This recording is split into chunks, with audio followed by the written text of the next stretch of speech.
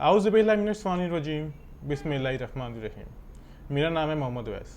मेरे चैनल का नाम है स्काई इमिग्रेशन कंसल्टेंट्स। एक बहुत ही इंफॉर्मेटिव वीडियो मैं आपके सामने लेकर हाजिर हुआ हूँ आज, जो मेरे समझ आता है कि शायद ये वीडियो बनाना बहुत ज़रूरी है, क्योंकि आज के ही दिन में काफ़ी ज़्यादा कॉल्स आ रही थी।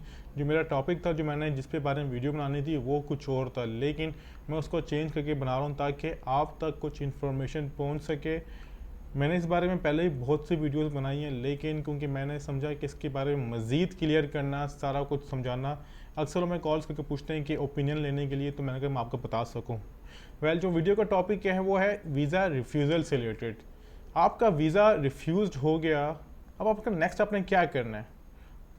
मीन्स टू से कि आपने वीज़ा अप्लाई किया किसी भी शेंजन स्टेट का, जिस तरह कि मैं आपको पता है कि अक्सर अपनी वीडियोस में कह रहा हूँ कि स्पेन का वीज़ा एट प्रेजेंट टाइम में अप्लाई ना करें। अगर अप्लाई करना चाह भी रहे हैं तो आप किसी और शेंजन स्टेट का करें। और अगर आपने अप्लाई किया हुआ है और आपका इन केस अल्लाह ना करे अगर आपका रिफ्यूज़ हो जाता है, तो आप किसी भी और कंट्री का वीज़ा अप्लाई करने से पहले या फिर कुछ करने से, न्यू एप्लीकेशन से पहले, सेम कंट्री की आप उसकी अपील कर लें। अब इसमें दो सवाल आते हैं कि यार ये टाइम कितना लेगी अपील का जवाब देने में, और दूसरी बात ये कि क्या अपील करने के बाद हमें इसकी सक्सेस मिलेगी या नहीं मिलेगी।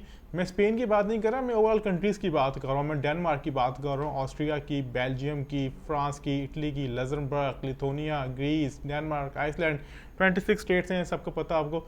लेकिन जो स्पेसिफिक हैं वो इस वक्त स्पेन जो एक है, स्पेन इसलिए है क्योंकि स्पेन इस वक्त हर किसी की ज़बान पे, चाहे वो एजेंट है, चाहे वो कंसल्टेंट है, चाहे वो एक एप्लीकेंट है, वो कहता है मैंने स्पेन का ही अप्लाई करना है। इसकी वजह ये है, किसी ज़माने में, किसी वक्त में स्पेन की वीज़ा रेशो बहुत ज़्यादा बेहतर रही थी, लेकिन एट प्रेजेंट टाइम में उसकी वही रेशो ज़ीरो पे आई हुई है। रिफ्यूज़ल की रेशो टॉप पे जा रही है, सक्सेस रेशो उसकी ज़ीरो पे हुई है। बहरहाल ये बात मैं इसको ज़्यादा डिस्कस नहीं करूँगा, ज़्यादा नहीं कहूँगा, क्योंकि आप लोगों को बेहतर जानते हैं। आपने वीज़ा अप्लाई किया और आपका अनफॉर्चुनेटली वीज़ा रिफ्यूज़ हो गया, चाहे वो जिस मर्जी स्टेट का है, शेंजन का।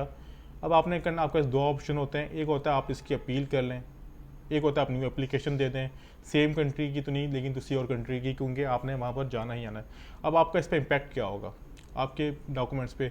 देखें, जब आप किसी और कंट्री का अप्लाई करेंगे, जब आपने वीज़ा एप्लीकेशन फॉर्म दिया था, वीज़ा रिक्वेस्ट लेटर दिया था, तो आपने कहा था मैं तो बहुत पसंद करता हूँ फ्रांस को, मैं फ्रांस में जो एफिल टावर है पेरिस में, वहाँ जाना चाहता हूँ, मैं घूमना, मुझे बचपन से ख्वाब था फलां। अब आपने अपनी न्यू एप्लीकेशन दे रहे हैं, अब आप स्पेन पे चले गए, बार्सिलोना में पहुँच गए। अब वहाँ पर जाके कहना चाहिए कि बार्सिलोना में ये करूँगा, फलां करूँगा, ऐसा करूँगा, फलां। अब इससे जो वीज़ा ऑफिसर को समझ जाएगा ये जस्ट एंट्री लेना चाह रहा है, इसका कोई मकसद नहीं है, इसका कोई एक वो नहीं है, इसका एम नहीं है। आप इसका आपका इम्पैक्ट आपके ऑब्वियसली वीज़ा एप्लीकेशन फॉर्म पे, आपके डॉक्यूमेंट्स पे पड़ेगा। अब आपने करना क्या है, जो मेरी सजेशन है, मेरी अपनी सजेशन हो सकता है वो गलत हो, आप उससे रजामंद ना हो, आप कहें जी मैं गलत कह रहा हूँ, लेकिन मैं ये कहता हूँ कि आप इसकी अपील करें। आपका वीज़ा रिफ्यूज़ हुआ, अपील करें। इसकी ऑनलाइन फ़ीस भी नहीं होती। कुछ कंट्रीज़ आपको डॉक्यूमेंट्स पोस्ट करने पड़ते हैं, वो एक मामूली से चार्जेस लगते हैं। ऑनलाइन की फ़ीस नहीं होती। अपील पे फ़ायदा ये होगा कि आपका जो रिफ्यूज़ हुआ है, आप उनको अपनी बात समझा सकते हैं, क्लियर कर सकते हैं। वो आपको फ़ायदा ये भी होगा, जब आप अपनी नेक्स्ट एप्लीकेशन देंगे तो उसमें ये होगा कि आप उसमें ये भी कहेंगे जी कि हमने वीज़ा अप्लाई किया था और वीज़ा अनफॉर्चुनेटली रिफ्यूज़ हुआ, जिस पर मैंने अपील भी की थी, क्योंकि मैं जेन्युइन विजिटर था। ठीक है, मैं जेन्युइन था, मैं टूरिस्ट पर जाना चाह रहा था, फलां एक्स वाई ज़ेड, इस तरह की आप अपना डिटेल में उनको समझा सकते हैं। जो आपका कंसल्टेंट होगा, आपका केस रेडी करेगा, वो उन्हें एक चीज़ समझाएगा। इस दौरान आपका ये होगा कि आपको जब केस आपका रेडी हो रहा होगा, मतलब कि जो आपके वीज़ा एप्लीकेशन होगी, ठीक है, उसमें जो आपका होगा टेरिटरी आती है कि आप किस कंट्री में जाना चाह रहे हैं। फर्स्ट कंट्री आपका, फिर दूसरा, आप उसको स्पेसिफिक ही रखें, ठीक है, उसको ही रखें जो आप कंट्री है। इससे आपका फ़ायदा ये होगा, आपके केस स्ट्रॉन्ग होता है। अक्सर लोग मैंने देखा है वो ये करते हैं जी कि उनका वीज़ा अप्लाई करते हैं नीदरलैंड का, साथ वो अपना प्लान देते हैं जी कि हमने वहाँ भी जाना है, फ्रांस भी जाना है, इटली भी है, तो वो वैसे ही आपको अपनी कंट्री का वीज़ा दे नहीं रहा, वो आपको दूसरी कंट्री में, शेंजन स्टेट में एंट्री देगा। तो ये बात भी देखें। और दूसरी बात यह कि जो एक बहुत ज़रूरी बात है कि जब आप वीज़ा अप्लाई करें तो कम से कम ये देख लें आपके डॉक्यूमेंट्स कंप्लीट हैं, और आप किसी की देखा था कि फेसबुक पे, यूट्यूब पे या इस तरह के इंस्टा पे वीज़ा पासपोर्ट की कॉपीज़ देख के उनके पीछे मत लग जाएंगे ये, क्योंकि मैं समझता हूँ कि देखें, सक्सेस हर किसी की होती है, रिफ्यूज़ल हर किसी की भी होती है, ठीक है। वीज़ा होना या ना होना आपके डॉक्यूमेंट्स पे होता है।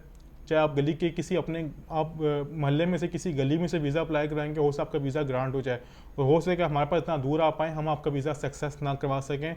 तो ये चीज़ें आप अपने जहन से निकाल दें कि वो बंदा बैठा हो तो वो वीज़े इतने लगवा रहे तो मेरा वीज़ा भी लगवा के देगा। अब इस बात की क्या गारंटी है कि वो वीज़ा की कॉपी ओरिजिनल लगा रहा है या फेक लगा रहा है। मेरा बताने का मकसद ये है कि आपको चीज़ें सब क्लियर हो जाएं। और दूसरी बात ये कि मैं आपसे रिक्वेस्ट करूंगा, अगर आपका कभी वीज़ा रिफ्यूज़ हुआ है या अल्लाह न करे अगर आपका होता है इन फ्यूचर, तो आप उसकी अपील करें। अपील का राइट होता है। इससे आपका ये होगा कि आपका जो केस है नेक्स्ट टाइम वो आपका स्ट्रॉन्ग होगा। अब मैं आपका जो मेन सवाल है कि आपका टाइम कितना ले रही है एम्बेसीज, मैं बात करूँगा मुख्तलिफ एम्बेसीज की तो नहीं, लेकिन जो स्पेसिफिक है स्पेन के बारे में बात करूँगा। लेकिन जो स्पेन की एम्बेसी है, जो वीज़ा एप्लीकेशन फॉर्म आप न्यू सबमिट करते हैं तो दे टेक्स मतलब वो आपका कम से कम 3 से 4 महीने ले रहे हैं आपको जवाब देने में, राइट।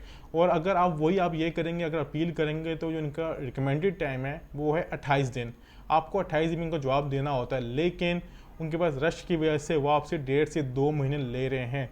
लेकिन मैं आपको ये गारंटी ज़रूर दूंगा कि मुझे ये नहीं पता कि आपको वीज़ा वो देंगे या नहीं देंगे, लेकिन आपको इंटरव्यू के लिए एम्बेसी लाजमी बुलाएंगे, आपका इंटरव्यू कंडक्ट करेंगे अगर आप अपनी प्रॉपर अपील उनको फॉरवर्ड करेंगे। क्योंकि ये होगा फिर आपका इंटरव्यू बेस होगा, आपका वीज़ा आपको जितने अपनी बातें उनको क्लियरली समझा सकेंगे, आपके वीज़ा चांसेस उतने ही ज़्यादा इंक्रीज़ होंगे।